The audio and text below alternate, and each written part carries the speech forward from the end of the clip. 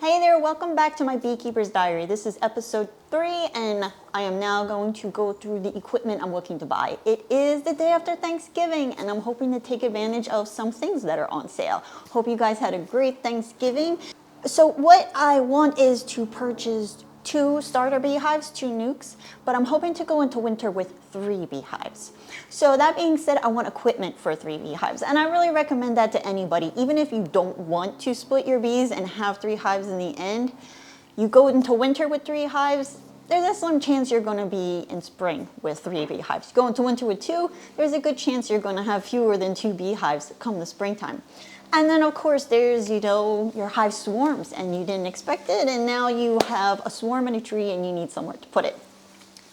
So I'm going to be doing 10 frame boxes and I am going to be doing the typical for the United States, 2 deeps and then medium honey supers above that. You can do lighter, you can do all medium boxes, you can do 8 frame boxes, you can do deeps and then shallow boxes, bunch of ways that you can make your beehive weigh less.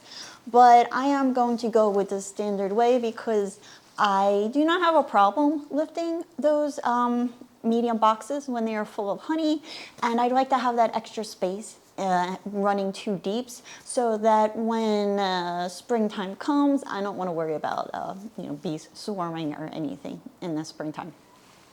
So I want to buy 6 deep 10 frame boxes for 3 beehives. And then I need 60 deep frames for these deep boxes. I don't use foundation.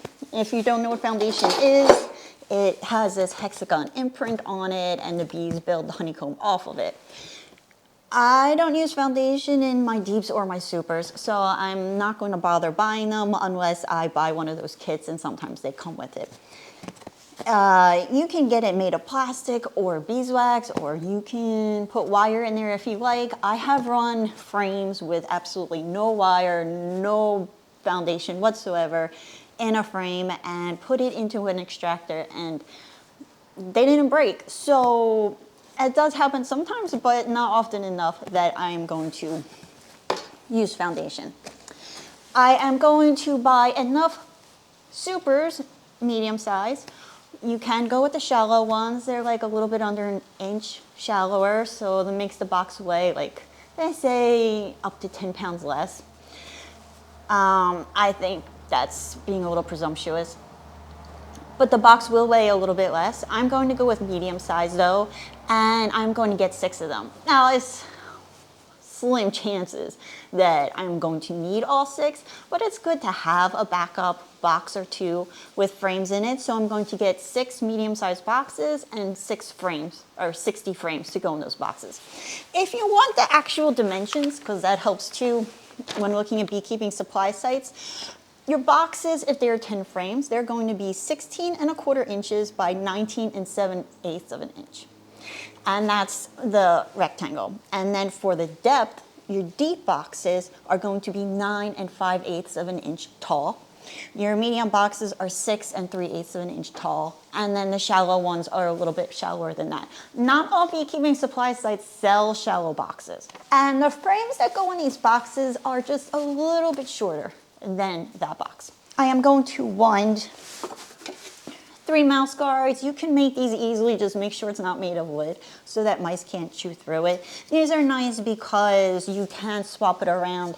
If you were to move your beehive, you can put them in your car or something, and you want ventilation for your hive, but you don't want an entrance big enough that the bees can get out.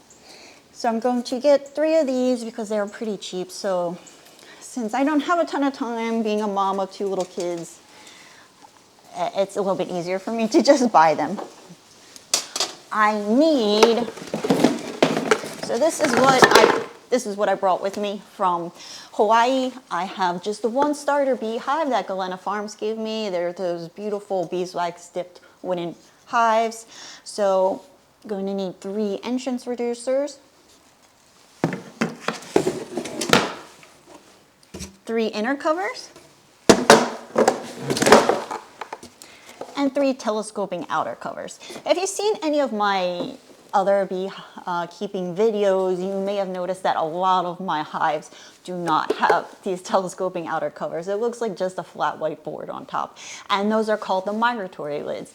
That's really common to use in commercial apiaries where they move their hives, and so they don't want that extra lip over hanging off the side of the beehive so that they can have them all flush up next to each other. I use them because I got them for free from the place I was working for, and they are really cheap and easy to make. And when in Hawaii, it wasn't a big deal. You didn't have to worry. In some of the areas where it got a lot of rain, I did want to have this kind of lid, but for most of the areas, it was fine to just have the migratory lid. These lids are good if you live in an area where it's really windy, rainy, gets really cold, you're going to worry about snow. This will keep the top of the hive safe from a whole lot of the elements getting into your hive. And they look really nice and they last a lot longer. But if you want to just have a backup, one deep box, maybe one deep box and one honey super as a backup, instead of having a backup lid like this, which costs more, you can just get 3/4 inch plywood, cut it down to this dimension so that it fully covers the top of the beehive, and do the same for the bottom. You don't want to put paint inside, but you do want to paint the top that you know the sun's going to be beating down on, and that can be your backup lid and bottom board if in case of emergency you need somewhere to put some bees. So I need 3 of these, and I bypassed this piece because I'm not going to buy one. This is your bottom board. This is a flat bottom board, you know, and I am just going to buy 3 screen bottom boards with the oil pan below. I'm going to have links to the ones that I've used in the past and that you are seeing in the video. I am not making money off of promoting these materials from Daydan or Man Lake. However, it is an affiliate link if you go to Galena Farms. I'm not going with the solid bottom because in Hawaii we had a huge small hive beetle population. It was really bad, and what I found was a trap on your bottom board as well as a trap under your lid to manage the hive beetles that are at the bottom and the top of the hive, which is where I felt that the majority of the beetles could be found, worked best. And that oil pan was, the oil pan below a screened bottom worked really, really, really, really well. And then in the winter time, it's really great for, so the screen bottoms I had, they really fell apart. They were kind of a piece of crap. The trap worked well, but the wood just like disintegrated in 3 years or so. The pans were really flimsy plastic, but you don't really have a ton of options. And when we tried to make them at the farm, it was really difficult because there would just be the tiniest little gap between the pan and the bottom board, and the bees would get in there and they would drown in the oil. Anyway, when you have a screened bottom in the winter time, you want to cover up the majority of the screen with something like a piece of corrugated plastic. However, you want there to be like a 1/2 inch gap around the border where the screen is open. And that gives condensation dripping down the walls of your beehive somewhere to go. And it also gives extra ventilation in case the front entrance gets blocked up and you don't have any other entrance for the beehive. It allows ventilation as a backup, which is always good. You want an extra way for there at least air to get into your beehive other than your one entrance for your bees in the wintertime. So it's a really good thing to have in the winter and the summer. In a humid climate like Hawaii, I did not like just the plain old screen bottom with no oil pan below. I found that small hive beetles, maybe even varroa mites were getting, maybe even wax moths were getting up inside through the holes in the screen. And I was finding mold in my beehives. Speaking of small hive beetle traps, this is what I did. I bought a box of Brawny Dynamax towels. Has to be Dynamax towels. You can get unscented Swiffer sheets. Beekeeping supply sites also sell these towels, and they're specifically called like Beetle Be Gone or something like that. And they're pretty much took, you know, like a large quantity of these towels and just cut them up and put them into smaller packages.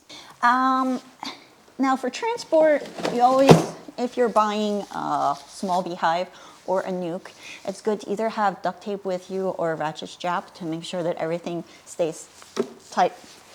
I don't know why I brought this with me.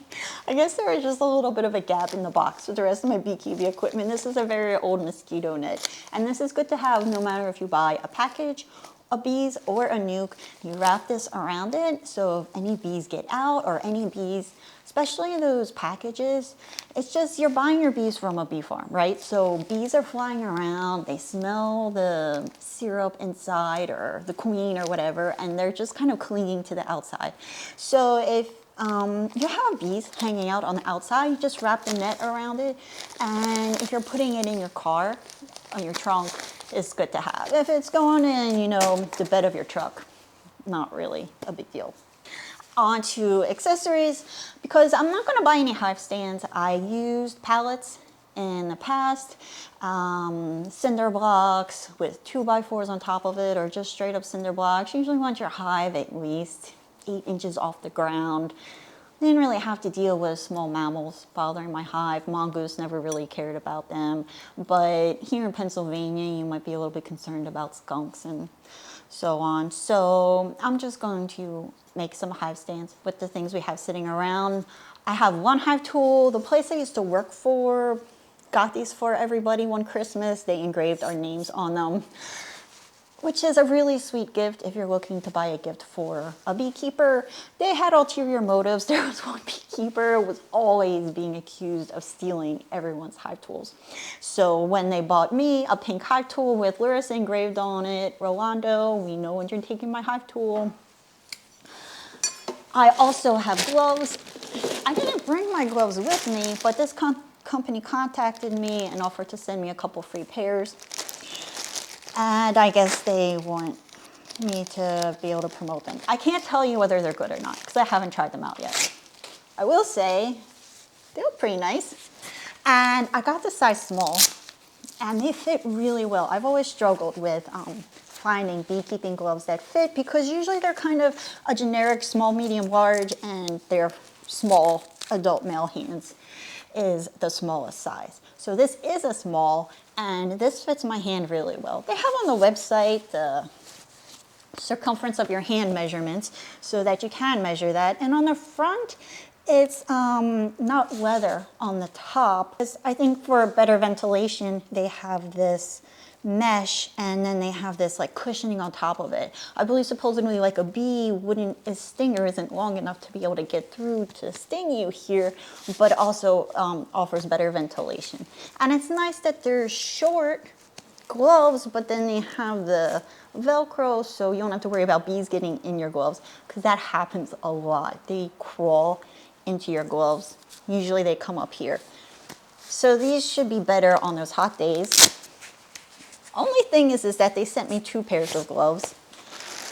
And these guys are also a size small, but the fingers are longer. The width of the glove seems about the same. They're really nice and nice material. But the fingers are just like a little bit taller. So these aren't ideal because it can be really hard to beekeep with gloves on, even when they fit you well. Which is why I don't like to wear gloves when beekeeping, but you really want a pair of gloves on hand for when you're moving bees or when they're just angry. Brought my veil with me. The helmet snapped. Plastic does not last long in Hawaii. This veil is in decent shape. It is wire mesh. Oh wait, no. Never mind. Maybe my veil is not in good shape. All right, I'm gonna need a veil and a helmet. I am not going to get a jacket or a suit. If you have a jacket or a suit that you really love, please leave in the comments because I might change my mind on that later. But as of right now, I'm just getting the veil and a helmet because I like to decide whether I'm going to wear shorts or pants or a long sleeve shirt or t-shirt. I mean, I used to open up a beehive in a tank top and flip-flops and a t-shirt. It really just depends on your bees and how they're feeling and the relationship you have with them, your comfort level with them. I also need a smoker, just a regular size smoker. They make bigger ones for when you're doing cutouts or have a lot of hives or really aggressive bees where you want a lot of smoke, you want to be able to put a lot more fuel in there. But I'm just going to get a plain old regular size smoker. I brought one queen excluder with me. I don't like queen excluders. Some people do. I prefer not to use them. I don't use foundation. And so when you don't use foundation, the cell sizes vary quite a bit.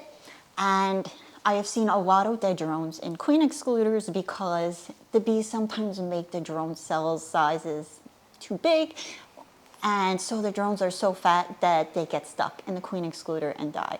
I like to have one on hand in case I need it for certain situations, but for the most part, you know, like if you are going to split a beehive and you want to be able to do that as fast as possible, maybe the day before you would go out and check the bees. You see where the queen is, you put her in that very bottom box, put a queen excluder on top, put the other brood box on top of that. Now you know that the queen is going to be in that first brood box. Next day you can go out there, you'll find her a whole lot faster and be able to split that hive and get out of there as fast as possible. Those situations, nice to have a queen excluder, but I don't like to use them in general. And also, you know, if the bees need that space, the queen needs that space to lay, I'd rather her go up into a box that was for honey than to have them swarm off. But that's my personal preference. I am going to need 3 feeders. Now, if I wasn't looking to have 3 beehives, but just wanted spare equipment for a 3rd hive in case in emergency, I wouldn't buy a 3rd feeder. But in the end, in the next few years, I'd like to have at least 8 hives. So I'm going to get 3 feeders. I'm not sure what kind of feeder I'm going to get. Need to look at the pricing. Definitely do not want the feeder that's like the size and shape of a frame that hangs in a box where the frames go. I do not like those at all. I like the upper feeders. I don't like feeders that are at the entrance because that can encourage a lot of robbing. I like them at the top. And some of them, they're also nice because you want to make sure that the feeder allows a place for the bees to land and discourages them from any kind of drowning happening. And you want, ideally you want one that has the option to be able to use it with candy when it is wintertime, as well as the liquid syrup.